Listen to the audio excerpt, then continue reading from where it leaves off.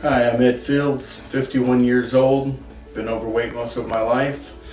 I've had great success on many different diets, only after having lost the weight, just gain it right back. I was ready to make a change, lose weight again, ready to start dieting again, and realized that this was going to go on from now on if I did not do something about changing my eating habits and my lifestyle. And as getting older, I want to make sure that I continue to grow older.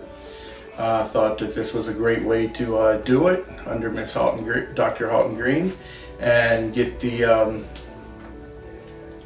ball rolling.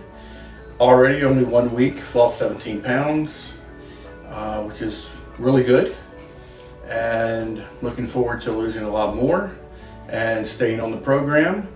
But going through the program, learning how not to fall off after the dieting is over, and changing my lifestyle and eating habits so that I can continue to live a healthy lifestyle.